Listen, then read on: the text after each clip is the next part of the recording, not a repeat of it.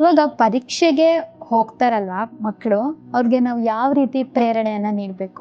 ಇಲ್ಲಿ ನಾನು ಆಗ್ಲೇ ಹೇಳಿದಾಗೆ ದೈಹಿಕವಾಗಿ ಮಾನಸಿಕವಾಗಿ ಮಗುವನ್ನ ತಯಾರಿ ಮಾಡುವಂಥದ್ದು ಒಂದು ಪ್ರಕ್ರಿಯೆ ಇದೆ. ನೋಡಿ, ಎಕ್ಸಾಮಿನೇಷನ್ಗೆ ನೀವು ಹೋಗುವಂಥದ್ದು ಹೇಗೆ ಅಂದ್ರೆ, ಈ ಒಲಿಂಪಿಕ್ಸ್ ನಲ್ಲಿ ಆಟ ಆಡಕ್ ಹೋಗುವಾಗ ಆ ಒಂದು ಸ್ಪೋರ್ಟ್ಸ್ ಪರ್ಸನ್ ಅನ್ನ ಪ್ರಿಪೇರ್ ಮಾಡ್ತಾರೆ. ನೋಡಿ, ಅವ್ರಿಗೆ ಫಸ್ಟ್ ಅವರ ಮೇಲೆ ವರ್ಕ್ ಮಾಡೋದು ಅವರ ಫಿಸಿಕಲ್ ಹ್ಯಾಬಿಟ್ಸ್, ಮತ್ತೆ ಮೆಂಟಲ್ ಹ್ಯಾಬಿಟ್ಸ್, ಫುಡ್ ಹ್ಯಾಬಿಟ್ಸ್, ಮತ್ತೆ ಅವರ ನಿತ್ಯದ ಪ್ರಕ್ರಿಯೆ ಇನ್ಕ್ಲೂಡಿಂಗ್ ನಿದ್ದೆ, ಇಷ್ಟನ್ನು ಬ್ಯಾಲೆನ್ಸ್ ಮಾಡಿ ಆ ಕೋಚ್ ಅವ್ರನ್ನ ಗೈಡ್ ಮಾಡ್ತಾ ಹೋಗ್ತಾರೆ. ಇದೇ ಕೆಲಸ ನಾವು ಎಕ್ಸಾಮ್ ಬರೆಯೋ ವಿದ್ಯಾರ್ಥಿಯ ಮೇಲೆ ಮಾಡಬೇಕು. ಅವ್ನು ನಿತ್ಯ ಎಷ್ಟೊತ್ತು ಮಲಗಬೇಕು, ಎಷ್ಟೊತ್ತು ಎದ್ದೇಳ್ಬೇಕು. ನೋಡಿ, ಎಕ್ಸಾಮಿನೇಷನ್ ಟೈಮ್ನಲ್ಲಿ ತುಂಬಾ ಒಂದು ವಾರದ ಮೊದಲು, ಈಗಿನ ಮಕ್ಕಳ ಪ್ರಕ್ರಿಯೆ ಅದು, ವರ್ಷದ ಇಡೀ ಓದುದಿಲ್ಲ, ಕೊನೆಯಲ್ಲಿ ಹಿಡ್ಕೋತಾರೆ ಪುಸ್ತಕ, ಇಡೀ ರಾತ್ರಿ ಕೂತು ಓದ್ತೀನಿ ಅಂತ ಮಾಡ್ತಾರೆ. ನೀವು ಇಡೀ ಜೀವನದಲ್ಲಿ ಮಾಡಿಲ್ಲ ಆ ಕೆಲಸ.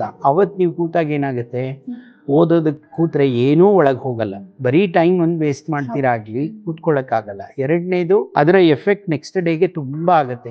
ಅದು ಮೊದಲನೇದು. ನಿದ್ದೆ ಬಿಟ್ಟ ಕೂಡಲೇ ಏನಾಗುತ್ತೆ, ಅದು ಆಹಾರ ಪದ್ಧತಿ ಮೇಲೆ ತೊಂದರೆ ಮಾಡುತ್ತೆ. ಸರಿಯಾದ ಆಹಾರ ತಿನ್ನಕ್ಕಾಗಲ್ಲ, ಡೈಜೆಷನ್ ಆಗಲ್ಲ ನಿಮ್ಗೆ, ಅದು 108 ಸಮಸ್ಯೆ ಆಗುತ್ತೆ.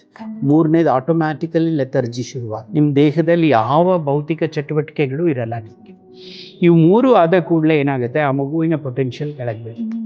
ಇದರ ಬದಲು ಮೊದಲನೇದಾಗಿ ಮಗುವಿನ ಆಹಾರವನ್ನ, ಎರಡನೇದು ಸರಿಯಾದಂತ ನಿದ್ದೆ, ಮಿನಿಮಮ್ 6.5 to 7 hours. ಮೂರನೇದು, ಬೆಳಿಗ್ಗೆ ಮತ್ತು ಸಂಜೆ ಒಂಚೂರಾದ್ರೂ ದೈಹಿಕವಾಗಿ ಎಕ್ಸಸೈಸಸ್ ಬೇಕು ಮಗುವಿಗೆ.